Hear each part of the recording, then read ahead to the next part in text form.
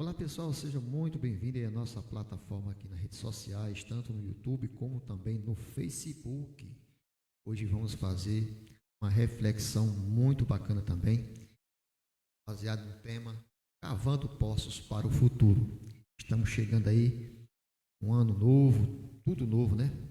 Então vamos fazer estudos sobre relação a esse tema que nós temos colocado nesta manhã de quinta-feira, 26/12/2024. São exatamente 8 horas e 59 minutinhos.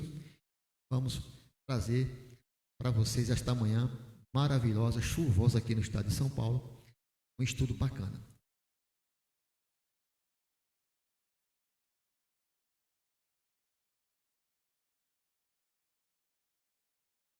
O texto que vamos estar falando esta manhã está em Gênesis, no capítulo 26, versículo 18 ao 22.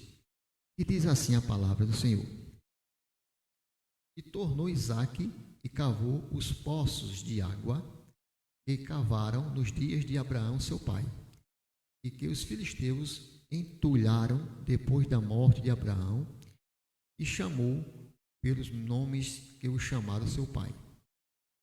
E cavaram, pois, os servos de Isaque naquele vale, e acharam ali um poço de águas vivas.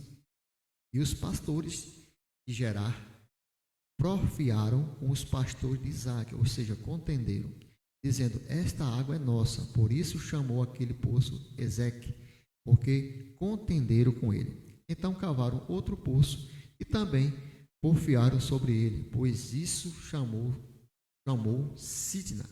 E partiu dali e cavou outro poço, e não porfiaram sobre ele. Por isso chamou Reobote, e disse: Porque agora nos alargou o Senhor, e crescemos nesta terra.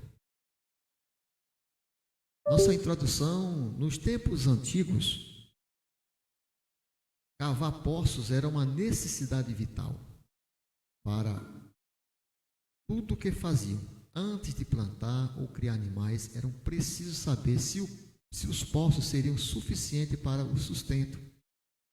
Um detalhe aqui que eu até frisei, deixei vermelho: a riqueza de uma pessoa seria medida pelos poços que tinham. Isaque, filho de Abraão, era um cavador de poços.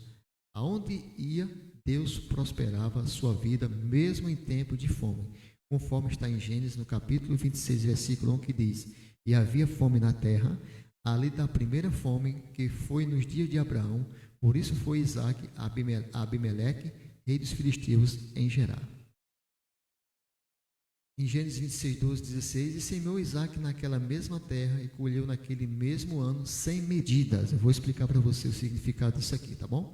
Porque o Senhor o abençoava. E engrandeceu-se o homem, e ia enriquecendo-se até que se tornou muito poderoso.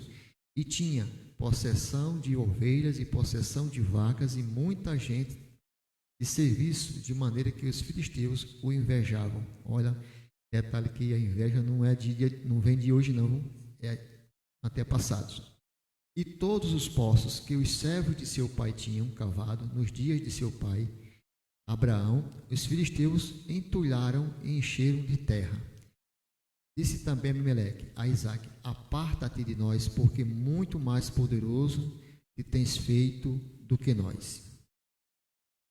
E trazendo aqui a explicação sem medidas, é interessante observar primeiro o contexto para entender melhor a profundidade dessa expressão bíblica.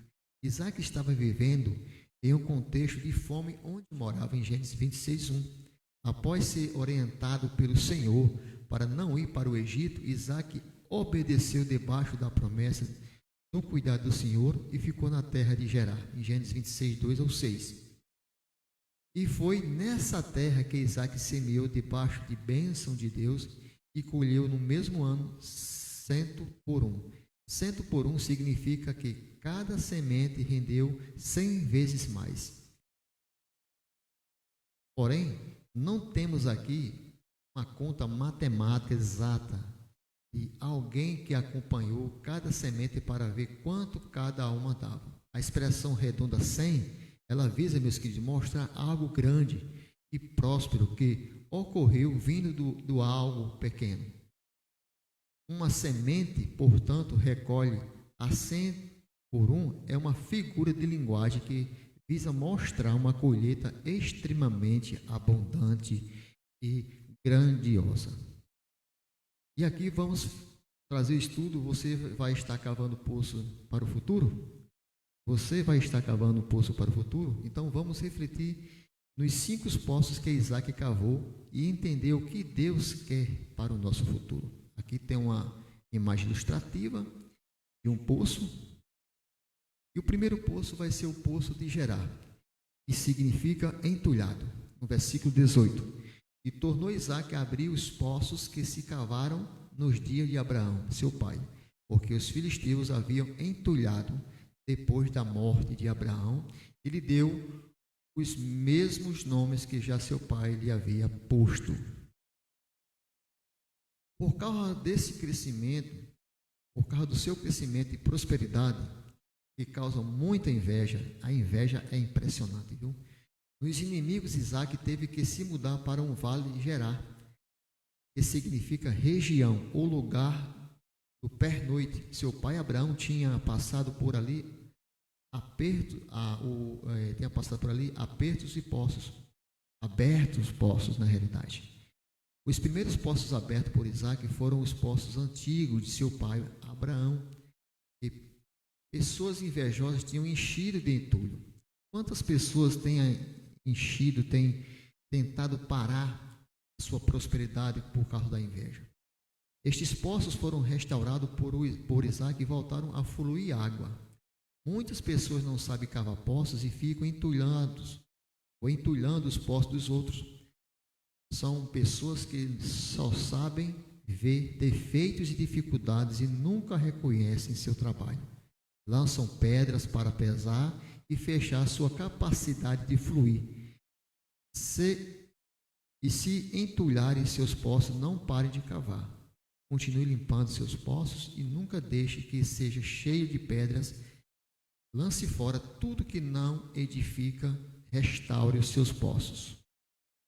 O segundo poço que nós vamos falar aqui, ele fala sobre o poço de Ezeque, que é o contenda. No versículo 19 e 20, cavaram os servos de Isaac no vale e acharam um poço de água nascente. Mas os pastores de Gerar contenderam com os pastores de Isaac, dizendo: esta água é nossa. Por isso chamou o poço Ezeque, porque contenderam com ele. O segundo poço aberto por Isaac foi um poço de Ezeque, que significa contendas, lugar de luta e intimidação. Até então, ali não havia água, mas Isaac pediu seus servos que abrissem um poço para seu sustento. O resultado foi o quê? Foi que as pessoas invejosas que não sabem cavar poços disputam com Isaac, querendo a água para eles. Água de contenda tem um gosto muito amargo. Por isso Isaac deixou aquele poço para quem estava brigando beberem seu amargo. Isso mostra que Isaac não fazia caso de pouca coisa e sabia relevar, bem como estava também disposto a continuar cavando poços. Pessoas invejosas não sabem cavar, mas quando você encontra a água, logo dizem: eu quero. Assim como fez Isaac, deixe para lá o poço de contenda de Ezeque e continue a sua caminhada cavando poços por onde for. Deus tem águas melhores para você. Não beba água amarga. O terceiro poço que nós vamos falar aqui é o poço de Sitna, que é inimizade, no versículo 21. Então cavaram o poço, e também por causa desse contenderam, por isso recebeu o nome de Sitna. Depois que deixou o poço de Ezeque, Isaac mandou cavar outro poço, mas seus inimigos insistiram em querer a água só para eles. Por isso, este poço foi chamado de Sitna, que significa inimizade, acusação, briga, ódio. A palavra Sitna é da mesma raiz do nome Satanás, inimigo ou adversário. O diabo é tão sujo que quando Jesus pediu água, lhe deram vinagre para arder mais a sua boca, que nem está em João capítulo 19, versículo 28 ao 29. Quando Isaac percebeu que aquela água era do diabo, nem quis beber dele e deixou mais um poço para trás. Seus inimigos é que beberam a água do mal. Se você cavou um poço e por isso,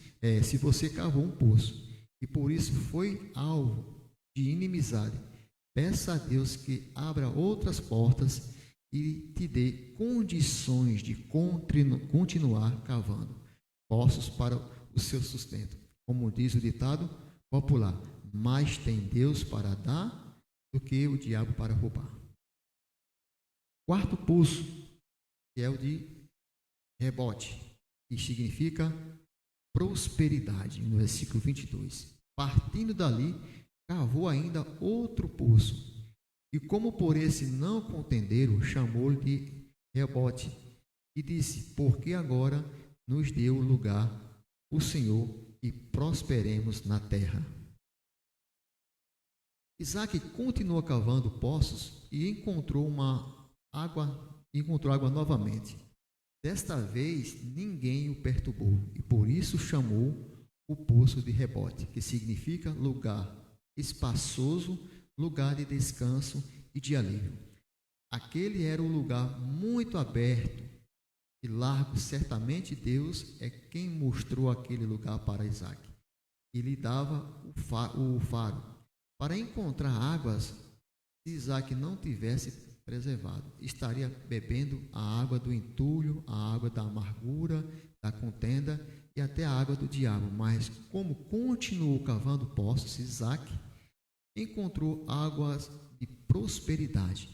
A água teria um lugar espaçoso para crescer e seus inimigos se cansaram de ir atrás dele.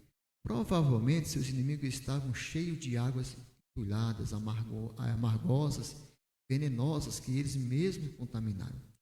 Continue cavando poços e Deus dará um lugar espaçoso como rebote, aonde seus inimigos não vão te alcançar. Então você dirá, lava-me para juntos das águas do descanso, refrigera-me a alma.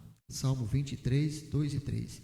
Se você está sendo perseguido por causa de fluir de Deus em sua vida, lembre-se que tem promessas de voos, como Deus tem águias prosperidade para você, como Deus tem águas de prosperidade para você.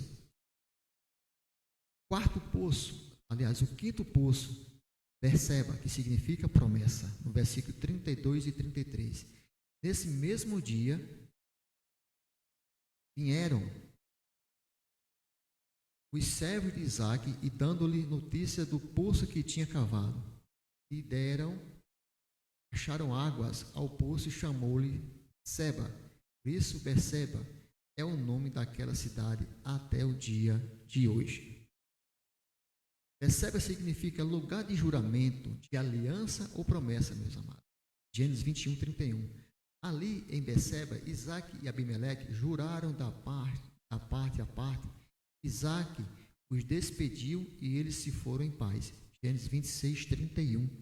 Foi neste lugar aqui que Isaac fez aliança novamente com Abimeleque, com quem tinha tido um mal entendido, se arrependendo de seus erros de passado. Em Gênesis 26, do 6 ao 11. Berseba foi o lugar de bênçãos definitivas para o resto da vida de Isaac. Ele já estava tranquilo e prosperando, mas enquanto isso fez algumas coisas importantes para não perder mais seus postos, que está lá em Gênesis 26, 25, que foram esses. Primeiro, ele ergueu um altar, levantou ali um altar. Segundo, vida de oração, é muito importante a oração, tendo invocado o nome do Senhor. Terceiro, cuidado com a família, ele armou a sua tenda, ele protegeu a sua família. Quarto, continuou cavando poços, ou seja, os servos de Isaac abriram ali poço. E quinto, o perdão. E reconciliou com Abimeleque. Como é importante o perdão. As bênçãos vêm mais rápidas. Gênesis 26, versículo 26 ao 33.